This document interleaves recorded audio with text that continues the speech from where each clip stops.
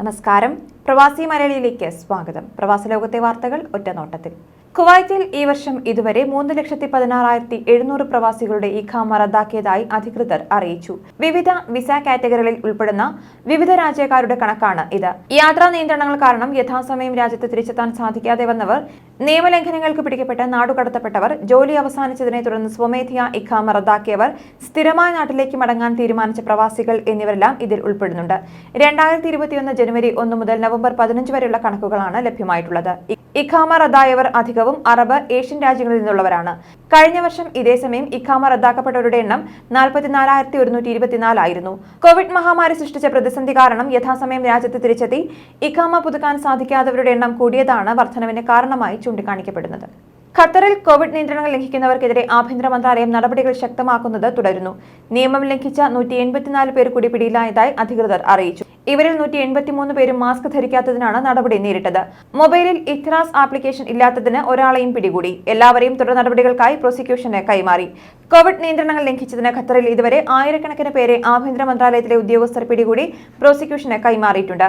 രാജ്യത്ത് കോവിഡ് നിയന്ത്രണങ്ങളിൽ ഇളവ് നൽകിക്കൊണ്ടുള്ള ക്യാബിനറ്റ് തീരുമാനത്തിന് അനുസൃതമായാണ് നടപടി സ്വീകരിച്ചതെന്ന് അധികൃതർ അറിയിച്ചു. സൗദി അറേബ്യയിലെ കച്ചവട രംഗത്ത് നടക്കുന്ന ബിനാമി ഇടപാടുകൾ കണ്ടെത്തുന്നതിന് റെയ്ഡ് ആരംഭിച്ചു. മക്ക മേഖല വാണിജ്യ മന്ത്രാലയ ബ്രാഞ്ച് ഓഫീസിന് കീഴിലെ സൂപ്പർവൈസറി സംഘവും വിവിധ വകുപ്പുകളിലെ ഉദ്യോഗസ്ഥരും ചേർന്നാണ് മേഖലയിലെ വിവിധ മാർക്കറ്റുകളിൽ പരിശോധന നടത്തിയത്. ബിനാമി കച്ചവടങ്ങൾ തടയാനുള്ള ദേശീയ പരിപാടിയുടെ ഭാഗമായാണ് സംയുക്ത പരിശോധന. വാണിജ്യ മന്ത്രാലയം, മുനിസിപ്പൽ ഗ്രാമകാര്യ ഭവന മന്ത്രാലയം, മാനവ വിഭവശേഷി സാമൂഹിക വികസന മന്ത്രാലയം, പരിസ്ഥിതി ജലം കൃഷി മന്ത്രാലയം, സക്കാത്ത്, നികുതി, കസ്റ്റംസ് അതോറിറ്റി വകുപ്പ് എന്നിവ സംയുക്തമായാണ് പരിശോധന നടത്തിയത്. ഒട്ടേറെ സവിശേഷതകളുമായി പുതിയ തൊഴിൽ നിയമങ്ങൾ പ്രഖ്യാപിച്ച് UAE. തൊഴിലാളികൾക്ക് ജോലി സമയം തിരഞ്ഞെടുക്കാൻ അനുമതി നൽകും. വേതനത്തിൽ സ്ത്രീ പുരുഷ സമത്വം ഉറപ്പാക്കുന്നതുൾപ്പെടെ തൊഴിലാളികളുടെ സമഗ്രക്ഷേമം ലക്ഷ്യമാക്കിയാണ് UAEയുടെ പുതിയ തൊഴിൽ നിയമം പ്രാബല്യത്തിൽ വന്നിരിക്കുന്നത്. 2 വർഷത്തെ തൊഴിൽ കരാർ കാലാവധി 3 വർഷമാക്കിയിട്ടുണ്ട്. അനുയോജ്യ ജോലി സമയം തിരഞ്ഞെടുക്കാനും അനുമതിയുണ്ട്. വ്യത്യസ്ത കഴിവുള്ളവർക്ക് ദിവസ മണിക്കൂർ അടിസ്ഥാനത്തിൽ പ്രത്യേക കരാറുണ്ടാക്കി ഒന്നിലേറെ കമ്പനിയിൽ പാർട്ട് ടൈം ജോലി ചെയ്യാമെന്നതാണ് മറ്റൊരു ആകർഷണം.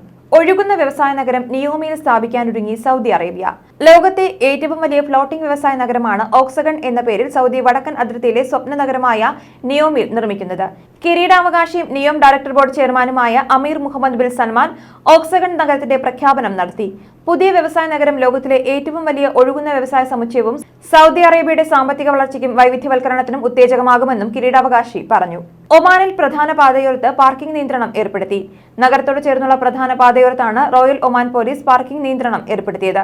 നവംബർ 18 വ്യാഴാഴ്ച രാവിലെ 8 മണി മുതൽ വൈകുന്നേരം 8 മണി വരെ അൽമുറഫ ക്യാമ്പിലെ മിലിറ്ററി പരേഡ് സ്ക്വയർ വരെയുള്ള പാതയുടെ ഇരുവശങ്ങളിലും വാഹനങ്ങൾ പാർക്ക് ചെയ്യരുതെന്നാണ് റോയൽ ഒമാൻ പോലീസ് നൽകിയിരിക്കുന്ന നിർദ്ദേശം. ബഹ്റൈനിൽ ബ്രസീൽ എംബസി പ്രവർത്തനം ആരംഭിച്ചു. ബഹ്റൈൻ സന്ദർശനത്തിനെത്തിയ ബ്രസീൽ പ്രസിഡന്റ് ജായർ ബോൾസനാരോ ഉദ്ഘാടനം നിർവഹിച്ചു. മനാമയിൽ ബ്രസീൽ എംബസി തുറക്കാൻ സാധിച്ചതിൽ അങ്ങേയറ്റം സന്തോഷമുണ്ടെന്ന് പ്രസിഡന്റ് പ്രതികരിച്ചു. താൻ ചുമതലയേറ്റപ്പോൾ ബ്രസീലിൽ എംബസി ഇല്ലാതിരുന്ന ഏക GCC രാജ്യം ബഹ്റൈനായിരുന്നു. ബഹ്റൈനിൽ എംബസി തുറക്കുന്നതിലൂടെ ഇരു രാജ്യങ്ങളും തമ്മിലുള്ള ബന്ധം കൂടുതൽ ശക്തമാകുമെന്നും അദ്ദേഹം ചൂണ്ടിക്കാട്ടി. ന്യൂസ് ഡെസ്ക് പ്രവാസി മലയാളി.